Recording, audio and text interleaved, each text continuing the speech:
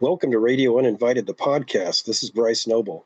Today we're talking about computer hacking, deficiencies in cyber law, and the resiliency of the human spirit with computer security expert and author Alberto Daniel Hill.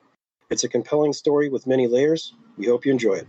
You're listening to Bob Johnson, Asia Hussein, Ariel Ray, Bryson, and we have a really, really special guest with us. He is all over Twitter and really all over conversations around hacking and white hacking. Alberto Hill. You've seen him on Darknet Diaries. You've seen him on a ton of different shows. He was a child prodigy and infamously wrongfully accused and put behind bars for 8 months, which was a life-changing event for him. He wrote Log Into Hell, which was a massive blockbuster book that has helped everybody really endear to him and become familiar with his story of trauma and recovering from that trauma. And today we have him with us to tell a little bit more about what he has going on. Alberto, welcome. Hello. Well, thank you very much for having me here. It's a pleasure to be with you guys. You are not regular interviews. You are like family to me, so thank you. Yeah, no, thank you. No, this is great. And so Alberto, we want to pick it up to exactly what Asia started off with. You have a very deep and rich story that you covered in your book, Log Into Hell. And we'd like you to kind of pick it up at the first logical point. I know we could really talk for hours about your story. Yeah. It's so intriguing, but the first logical point in time. And then as you kind of go through it, we'll, pick at you with some questions and then go from there. So let's start it off. Actually, I am a computer engineer. I've been working in cybersecurity for more than 20 years in different fields of cybersecurity, like computer forensics, ethical hacking, consulting, implementing projects about cybersecurity for the government of my country and private companies. And yes, I have an event in my life that not many people has the opportunity to experience, and it was a life-changing event. In 2017, the Interpol knocked on my door and they arrested me. They executed a search warrant on my apartment, and they accused me of having hacked a medical provider. I was completely lost. I didn't understand what was going on, why that was happening. And in order to understand a little bit of that, we have to go back a couple of years ago, where my ex-girlfriend was part of a medical provider that she asked me one day in October of 2014 to enter in order to set an appointment with a doctor. And when I went to the site, I could access to the whole system as an administrator, just using the username admin and the password admin. And I couldn't believe it, but I could access to more than 200,000 medical records of the institution. That was very serious, and I immediately reported that to the CERT of my country, which is the agency of the government that takes care of those kind of issues.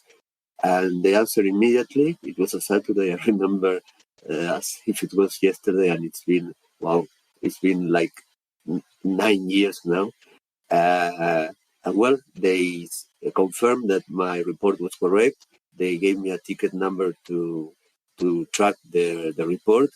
And then I forgot about it. That wasn't my problem anymore. It was a hell of a problem.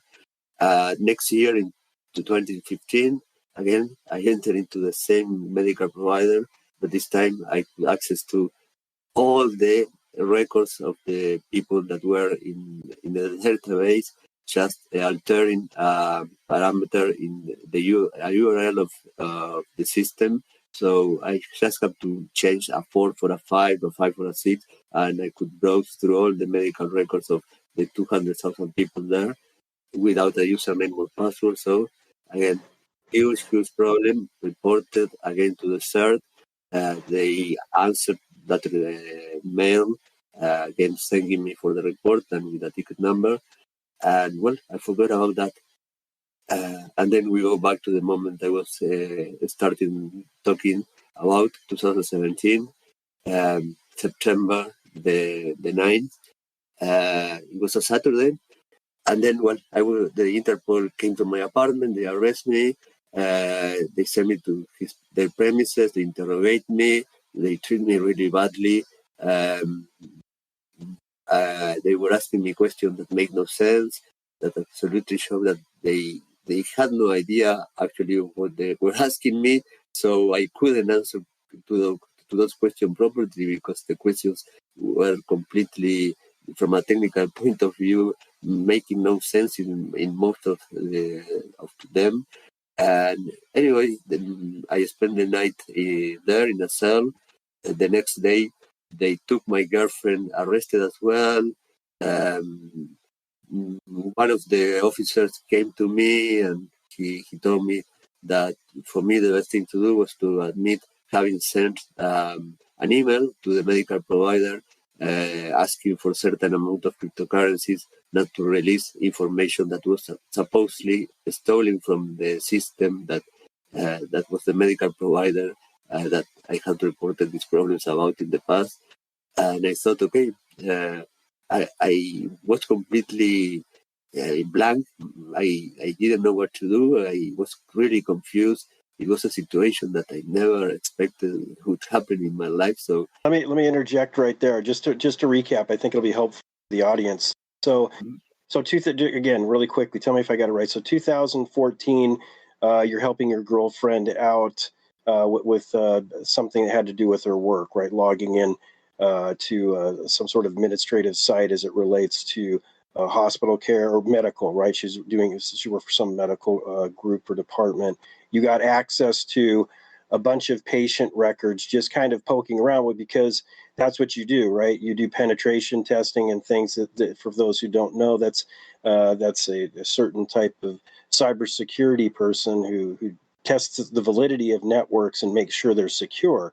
So that's kind of a common thing somebody in your role might do, is when you attach to something, you just kind of poke around, just basically out of habit, right? And so you found that and reported it to the CERT, which is the local authority to report such things to, right?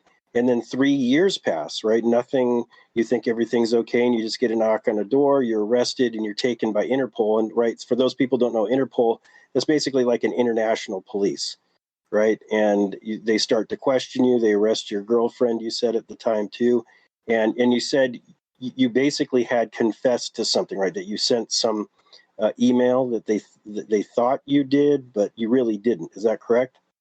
that is correct. The only thing is that in 2014, the only link between my ex-girlfriend and the medical provider was that she was a customer of that hospital.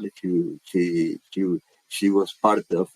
She was getting health assistance there. She didn't have any kind of link, so all she wanted me was to enter into the system to set an appointment with a doctor. That was all she wanted.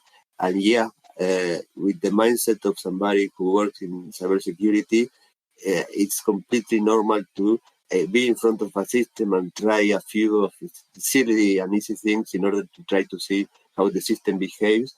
And well, one among those things is trying to put some ridiculous things in the username field and the password field to see if it works. And those ridiculous things, unfortunately, worked, and I could access to the system using credentials that are completely by default that are being used by any system that should be changed immediately. No system should have those usernames or passwords. Yeah. Right. So you were doing them a favor essentially, and saying, "Hey, you got a security hole here. I just happen to be here.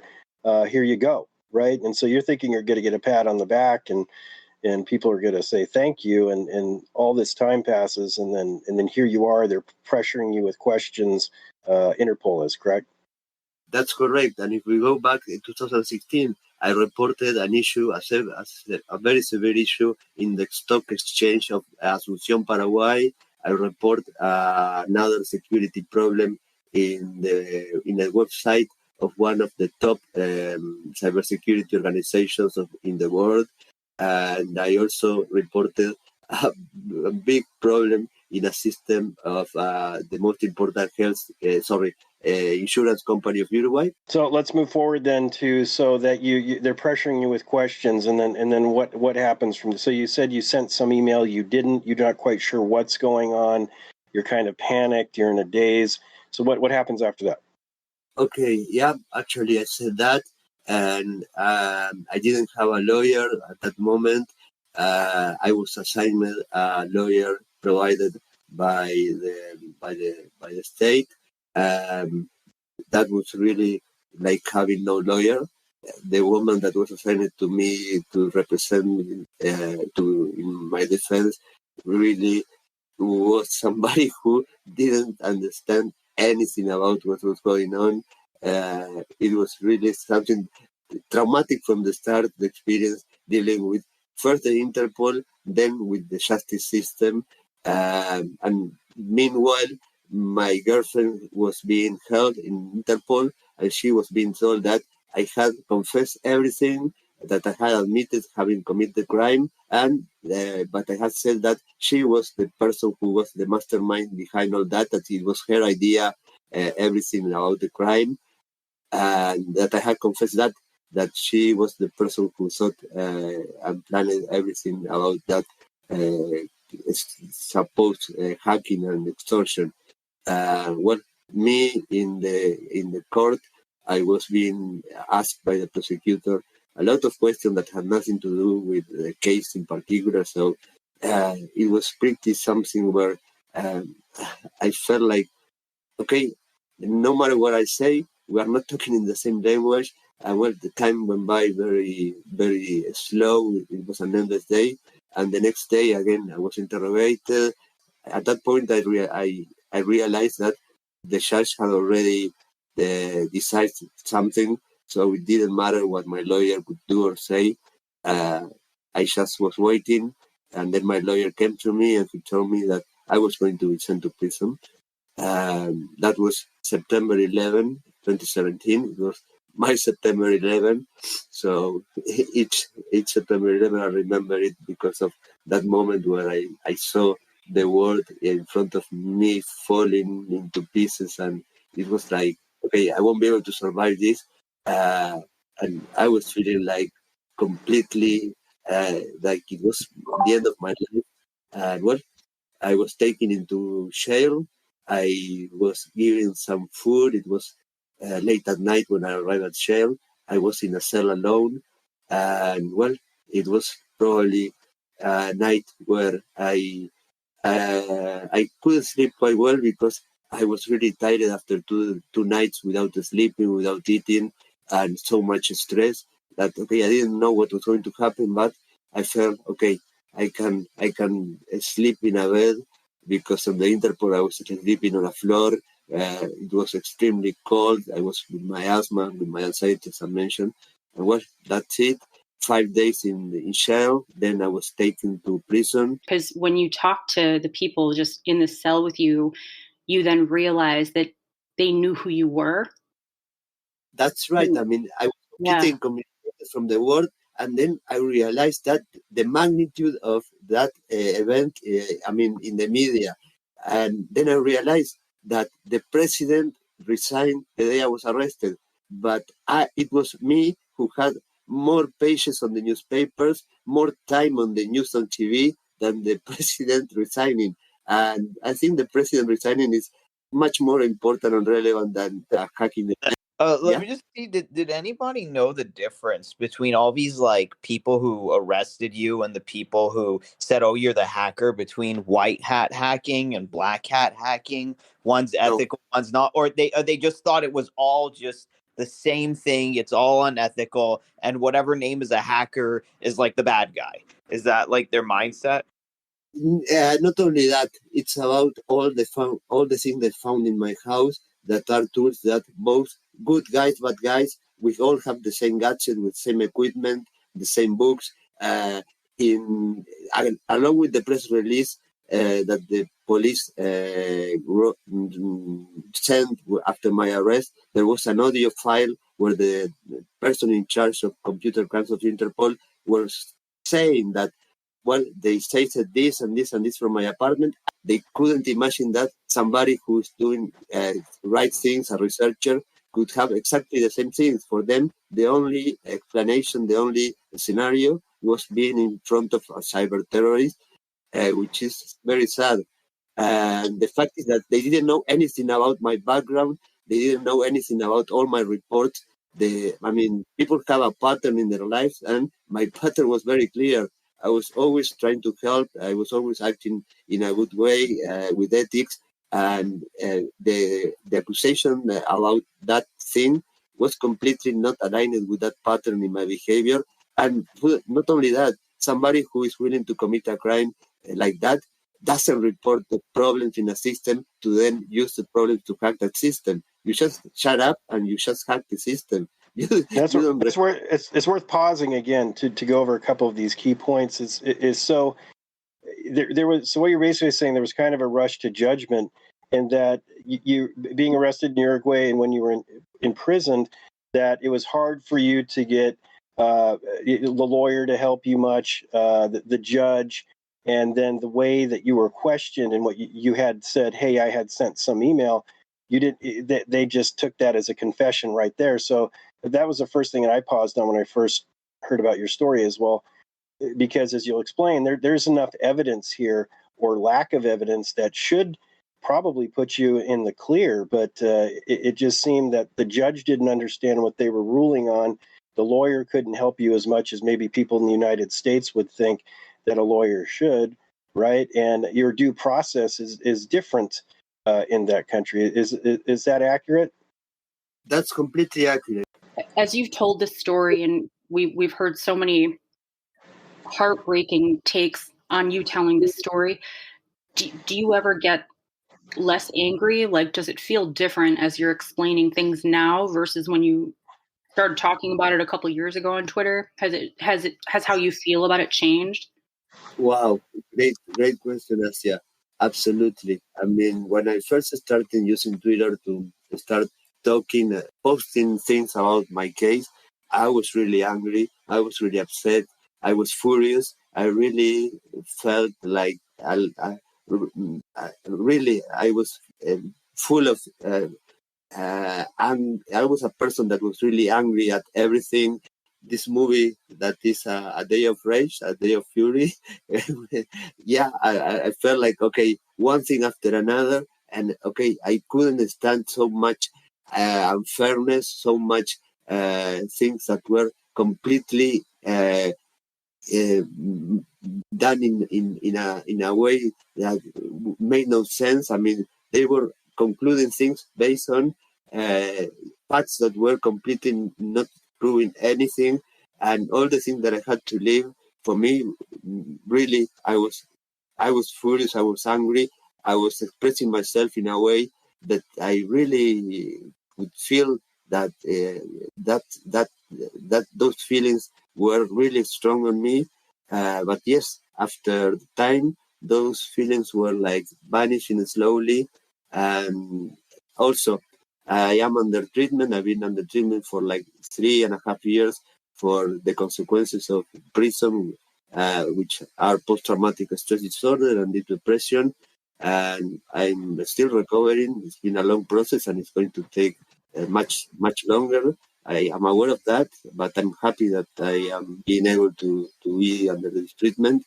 Not many people can access to something like this, and for me, it's something that I couldn't probably recover from that trauma if it wasn't because of this.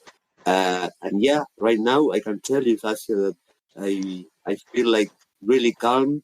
I feel like all the things that happened to me weren't that. I see things from a different perspective, and all the terrible things that at that moment, for me, they weren't that bad. I don't perceive them as that bad, and I only see them as a learning experience, as a way of learning things in life that otherwise I would never have learned. seeing a world I would never have lived. And well, I just think about the change in my life that hasn't been negative. I can say after these years, when after being released from prison, I could, if you ask me, I would say this experience really ruined my life. This experience really destroyed me. And right now, I can tell you, no, it isn't destroying me. Actually, I think I'm stronger. If it wasn't because of you guys and all the community in Twitter, the support, the love, the understanding that you have always given me, probably this experience would have been different. But really, feeling so much love, so much support from you and so many people out there gave me strength in order to uh, try to overcome the difficult situation and well try to get my life back. It's amazing you expressed that, Alberto. I remember one of the first Twitter spaces that I ran. You came into it, and that's how we met. And we started sharing jokes. I mean, we developed kind of like a nice friendship, and then you got into your story and everything like that. You definitely have a community and a support that's really, really behind Absolutely. you. Absolutely. And I wanted to just kind of bring his story to the front, listeners as well. So to go back, Alberto, you were in prison. You're in prison for what it was 8 months, and then you were released. And what we've been talking about in just the last recent minutes is kind of like how you started to recover. And one of the ways you recovered is through social media, and how all of us in this room, Asia, Ariel, and myself, found you out on Twitter, more specifically Twitter Spaces, which is the social audio engine of Twitter. And this is really goes to the heart of your book, right? It's really telling the story of a man convicted of a crime that he didn't do in a space that is very misunderstood, and that's in the cyber world and cybersecurity. But it's more than that, right? It's about this community. It's about your recovery and what you learned and what you're trying to do for others, right? And I think that's gets us to where we're at, where you're out of prison, and now you're writing your book, right? It's part of your healing process. But what else are you trying to accomplish when you put pen to paper there? Part of the healing process to interact with all of you guys, to be able to get that relief of not keeping all the suffering, all the pain that I was having inside of me. Well, just being able to release that with my words, and you guys listening to me, and you guys understanding me. Yeah, that's probably one of the best therapies. And yes, it's wonderful, it's beautiful.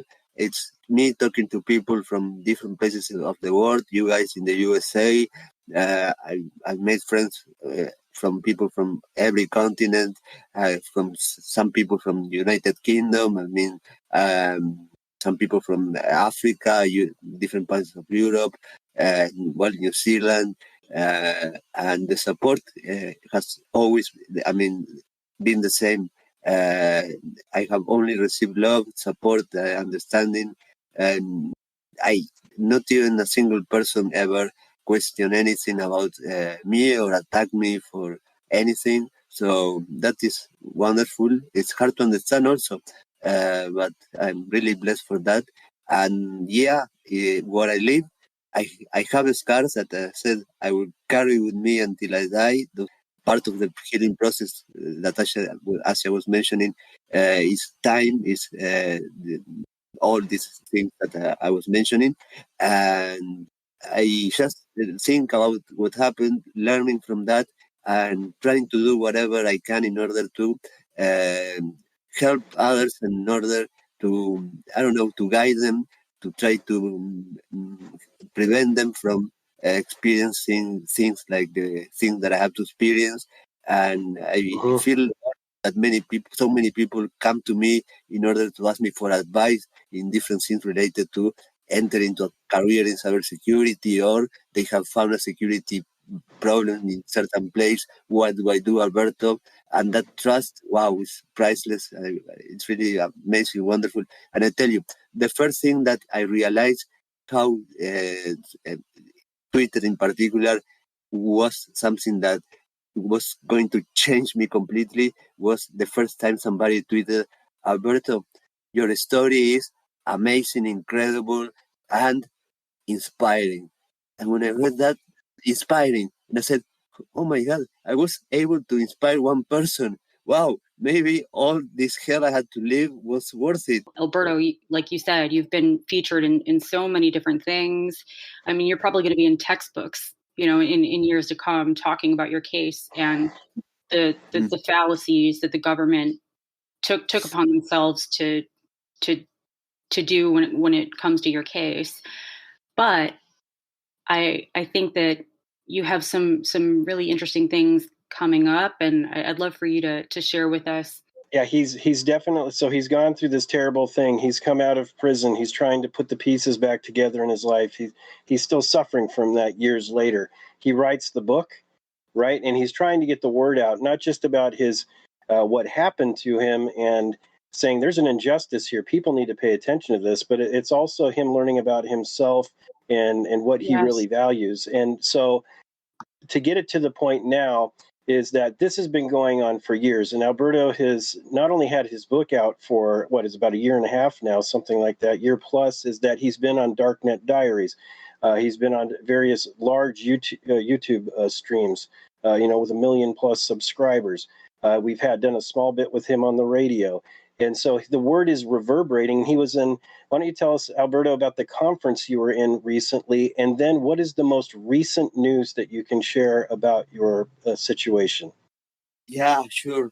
Last November, I was selected to be in the most important security conference in Latin America.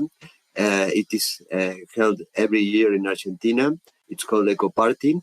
And I was selected to be one of the main speakers for that conference. Wow, you're like a celebrity at that point, right? People are recognizing you, and this is freaking you out, right? Yeah, because one thing is what happens every day on Twitter, that we're talking about, I don't know, AI and how to go to Mars with I don't know, with Elon Musk, and somebody shows up and enters into the conversation and says, Alberto, oh my God, and they are excited and they want to talk to me. Yeah, that happens regularly. It's funny sometimes. And people know who I am on the internet, but then now I'm, after all the pandemic, being able to actually go outside and interact with people, and this happened in real life, that you are being in a place and people know you. It's like a very, very weird and experience that I never thought it would happen to me, because I am very shy and introvert. I know that you don't buy that price, but that's true. That happening to me was like, wow, Alberto, you have to accept it. I won't say that I'm famous, but okay, Alberto, people know who you are. People know your story. Yeah. And so that was happening, right? And then you went up and spoke. Wow, it was amazing. I mean, the feedback was completely wonderful. People loved my presentation, and at the end, well, they instantly contact me from a journalist from the most important newspaper in Argentina, that is called La Nación, and they made an interview. And the next day they published an article about my presentation in that conference, which, wow, it's like, I don't know, if we put it in terms of the United States, it would be like having your story being featured on the, I don't know, New York Journal or something like that. No, that's amazing. And so you exit that conference and well received. Go ahead and say. So what's the most recent developments in the last week, and how does that impact everything that you? Well, something really unexpected and incredible happened in the last days. Really, I'm still. It's hard for me to process the last days here. When I started to express myself and yelling and telling the world about my story. What I wanted to create a change in the system in my country. That's what I basically wanted. And everybody told me that, no, I mean, that's impossible. That's a waste of time. That cannot be done. And somebody contacted me a few days ago from a law firm. That person is part of a group of people that are doing a research in 4 countries of South America regarding investigations about computer-related crimes, how they are performed, the flaws that there are in the processes. And she told me, Alberto, we are people from 4 countries. We are lawyers. We are prosecutors. We are judges. We are teachers of 5 degrees of the law school. And we have had a lot of interviews regarding this topic. And the one thing in common that all these interviews have had is that in all of them, your case was mentioned in some way or another. Yeah, all of the actors of the justice system are completely aware of your case, and in particular, this year, the structure that there was in Uruguay to investigate computer-related crimes that was operated by the Interpol is going to be changed. It will no longer operate. They are going to create a brand new structure that is going to be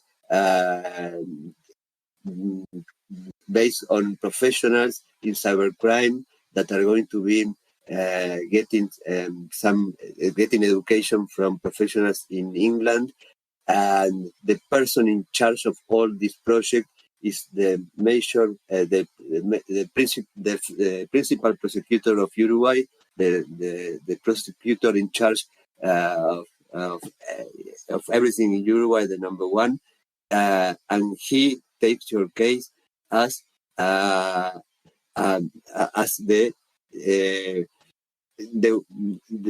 point of inflection that he visualizes the problems that the system has, and your case is the reason why this thing is going to change.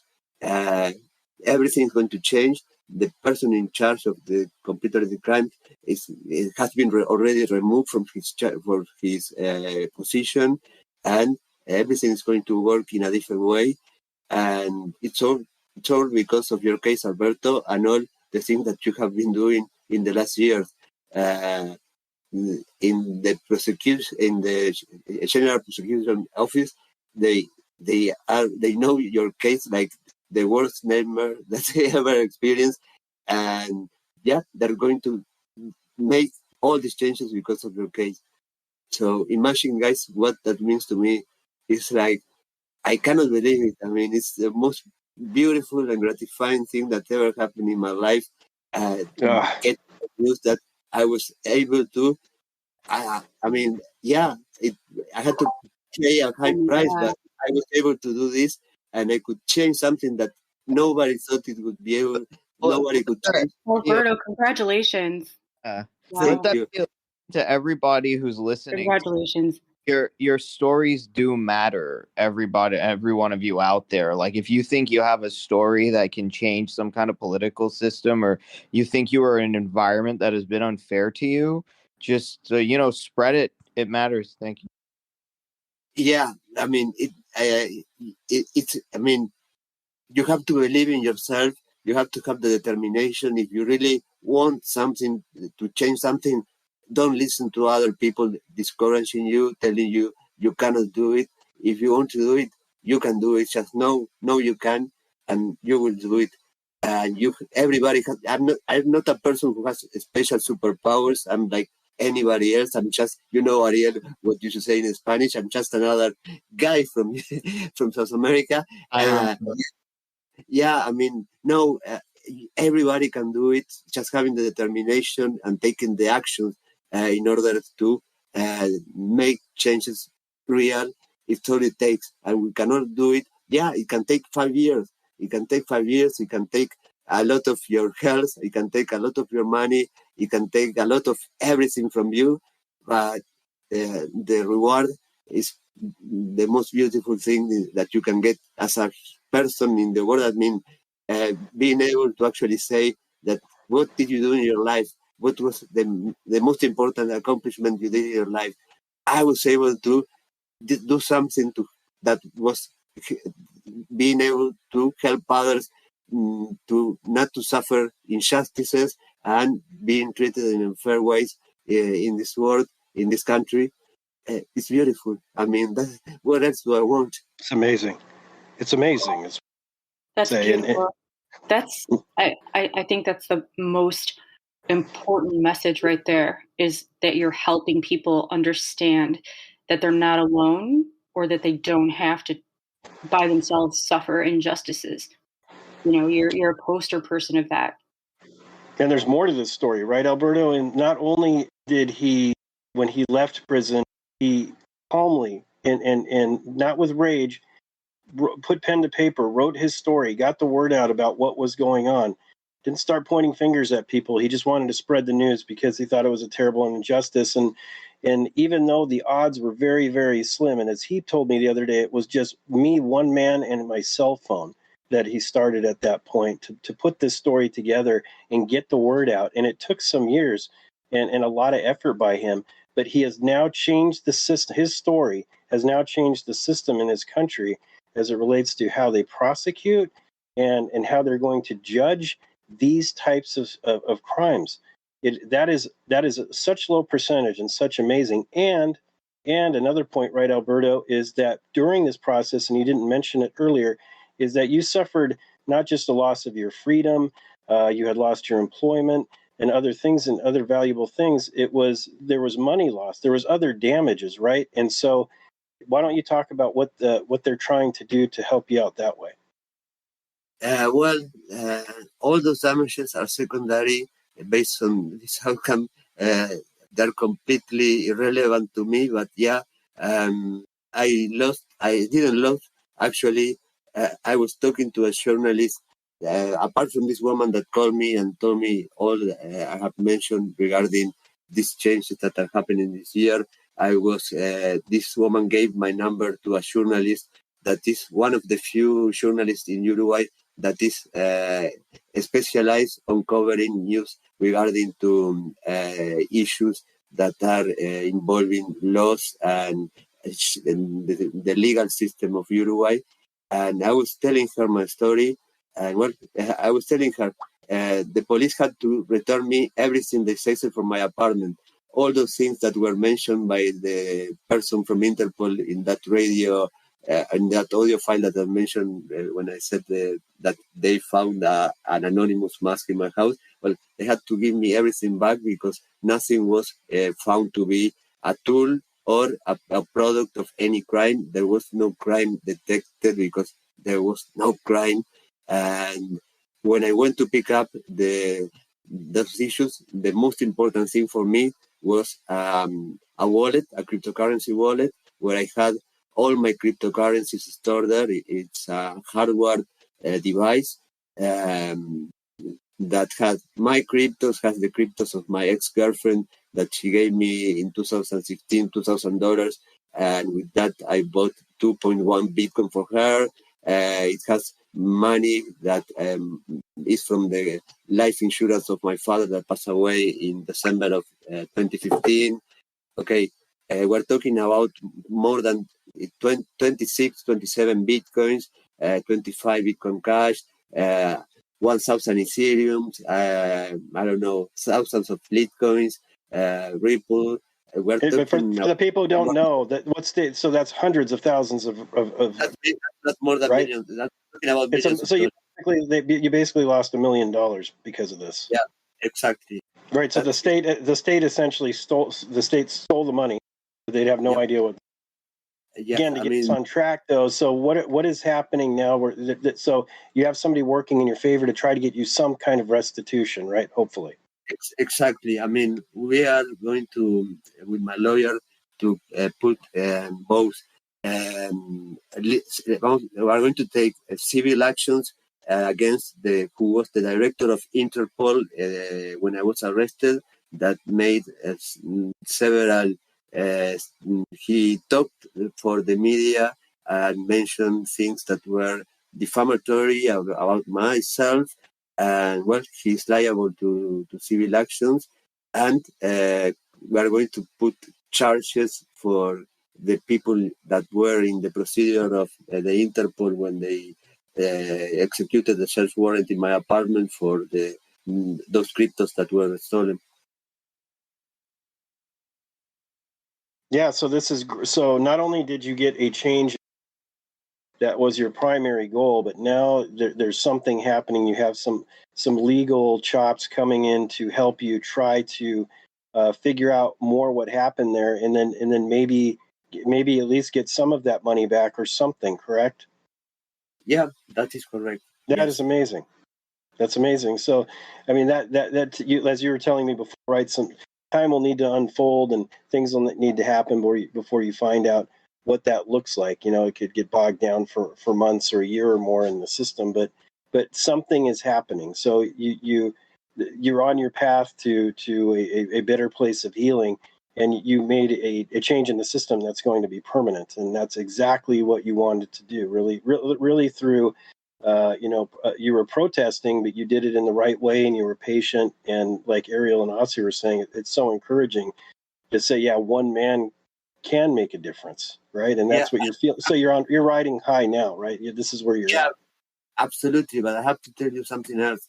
All during this process, you wouldn't believe how many times I was approached by different friends or people that knew me that were asking me, Alberto, why don't you use your knowledge in order to destroy these people? I mean, why don't you hack the help? And I was like, no way. I'm not going to become these people are people without any ethics, are people without any integrity. If I do that, I will be becoming the same people that they are. I'm going to do this, but following the rules. I'm not going to do the same thing that they do. I will play by the rules. I won't become them. And that's how I did it. I mean, it was fair play. Many people believe that my knowledge, my skills, when it comes to certain things, I could use in order to get revenge or however you want to call it. But no, doing that would only make me be the people that I really are were doing the things that they did with me, and I don't want to be them. I want to give an example of how to somebody can act correctly and still win, and get what that person deserves in a right way. You don't have to break the rules or to do something illegal to win these kind of things. It's great that this happened just at this point, so you could share it basically with the world almost real time. And so I think I want us to get to close it out here pretty quickly because we're getting short on time. But I wanted to give you a chance to. We'll ask Ossie and Ariel if they have anything more, but at the end. But right now, it's to say, so you do have your book, and we wanted to make sure that you got out recent information about that, some changes you had, and if people really want to read this story from front to back, and there's a lot of details that we could spend hours and hours talking to you, and you're going to get it in that book. I guess my first question is this update going to be added? In whether or not that is, what is you have a new edition of the book you're going to release? Tell us about that. Yeah, I have exactly. I'm working on a new edition of the book, but according to what happened in the last days, I have to restructure everything because I wasn't expecting this news. So yeah, I mean, the thing that happened in the last days, really should be the core of the book. I mean, that message of change, that message of being able to do the impossible, that message of everybody can do it, that message of determination can change the world, and how things like social media, I don't know what my life could have been without the interaction that I have had with you guys in the last years and with the rest of the world, the opportunities that were open to me because of this, because I was a person who didn't use social media before getting arrested. I mean, I when when I started to use Twitter, I didn't know how to tweet. If I Google my name, I would get no hits. I was like, help me, okay, this is amazing. And then you put my name on Google, and you go to images, and you get more images than the images that I have of myself with me. Uh, so yeah, I mean, if it wasn't because of social media, I don't know. I don't think I could have done so much noise, so much pressure in order to get this outcome. I don't think so. So many opportunities to talk about this in so many different places and media. For example, being here talking with you guys on the radio that reaches how many? 17 million people potentially, right? Oh yeah. And Yeah. that being said, just to make mention real quick, you're listening to WPKN Bridgeport 89.5, and we're talking with Alberto Hill, who has been sharing his story. He is the author of Log into Hell and The Falsely Accused, Humanist, and he continues to tell us his story. Yeah, and by the way, of course, in this final edition of the book, you guys are going to have a chapter where you are part of this story, you are part of this change, you are part of this beautiful thing. So, that's it. I think it was so like serendipitous that that old interview kind of, who knows what happened to it, but like this one that really like kind of put a neat little bow on the end of all of this, that like there was some kind of resolution, and it wasn't just like a story just out in the ether. Like the best kind of stories, and I said this before, are the stories that have you feeling some kind of hope that something is happening. And it's not like, oh, and all these terrible things happened, and yeah, that's about it. All the terrible things happened. It's like then people feel like a little frustrated, but it's like all these. In the first edition of the book, at the final, I said, "This is not a fairy tale. This is real life. This doesn't have a happy ending." Yeah, I was expressing that negativity that you're saying, but now this is a fairy tale. Yeah, now beautiful things happen in life. Yeah, so it's amazing how things changes, how the way you perceive things, the way time changes everything, the way certain actions give results and make it all change. It's amazing how life is, and all the things that are part of the life of a person, when they are connected, and I don't know, all the planets are aligned. Yeah, magic happens, and it's beautiful. Well, that's great, and so you're re-release here. You're going to make some changes based on the new information, but that'll be coming out soon, and it'll be a special format, right? You're big into the NFT scene. There'll be a lot of people out there who are familiar with it, maybe some that aren't, but it's just basically it's a special edition of your book that's digitally signed, and that's kind of your goal, right? Is to yeah, I mean it will be first released only as NFT. I mean, you can, if you want to have access to it before everybody else, you have the only option is to get it as NFT, and with the NFT you get a printed printed book with the story that has your name on the credits, delivered to your house anywhere that Amazon delivers anything. You get a book that has your name printed on it. Yeah, that's great, and that's be something that we'll be looking forward soon. To say that this is not financial advice, but okay, NFTs might be a wild word. Be careful. This is just a way of actually selling something, paying with cryptos more than getting into a project regarding to NFTs. So be careful. That's interesting. So I think this has been a great conversation. Talked for a while. Again, we could keep going on and on, but go ahead and get that book that's still out there now, at least the edition that currently exists, Log into Hell, or if you want to wait a little bit longer, you can get the newest edition with these recent updates, most of which he's covered here. But it's an amazing story, and knowing Alberto for the last year or so, I know for me personally, this is, I was so excited and smiled and so big. also follow Alberto on Twitter Yes. before we forgot at a Daniel Hill. That's at DANIELHILL on Twitter. Yes. Yeah, that's where we found Alberto. And so this is personal for us. This is more than just a regular interview. And yeah, so anything anybody else has to say about it too. I mean, I just feel so good about it. I don't know, Ariel or Ossie, if you have anything to add. But I just want to say again, Alberto, it's been really fulfilling to watch your progress and your growth and the way that you continue to tell your story, and how you've went from being upset to really just being a beacon of, it sounds kind of generic, but hopefulness. And you really, I'm sure, have inspired so many more people than you're aware of. And it's just it's a beautiful thing to watch, and we're glad to know you. We really are. Well, So thank you. No, thank you guys. I'm really glad to have met you.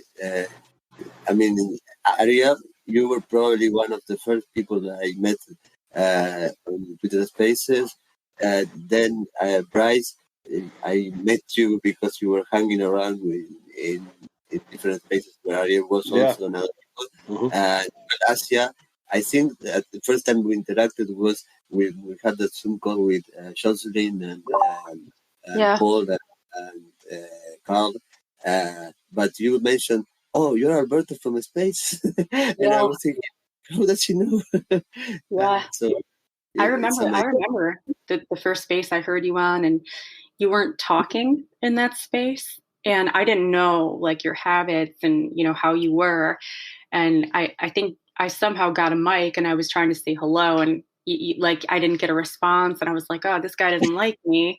Like what the heck? He doesn't like me. And then it just grew into such a beautiful, awesome friendship. And I was like, oh my God, I'm so glad I met this guy. Like, it was so funny. This conversation seems so serious, but all the time that we're talking amongst each other, I have the most fun with Alberto. There are so many little mistakes and so many things. The things that happened, like rubber ducky. Anyway, that's an inside joke, and it went on for an hour. Alberto could also be Mr. Roberts. Mr. Roberts. Mr. Roberts. And once you realize all these kind of medium things that can happen, all of a sudden, you're a little bit closer to the big things that really were just a dream a couple years ago, and we can get them. We'll get them. Well, that's great. I know it will happen, guys, and I love all of you. I'm very happy to I think, and I think his story makes me to believe anything's right. It was so low percentage, and he was just a voice in the wind. And with any luck, maybe he'd sell a good enough copies of his books that maybe he could parlay that into some job opportunities or things like that. That's what I always thought. But did I think that he was going to change the system in his country, the way that they, prosecute and try cases in this field? Absolutely not. And that's not because I didn't have confidence in Alberto. Just that's what the law of averages is saying. It just doesn't work very often. But that shows you what persistence and a good story. He had real reasons to be upset. Good people do get accused of the wrong things, and it's okay to stand up for yourself and keep shouting, keep making yourself present and known. Eventually, somebody will hear you. And Alberto's so much bigger than that now.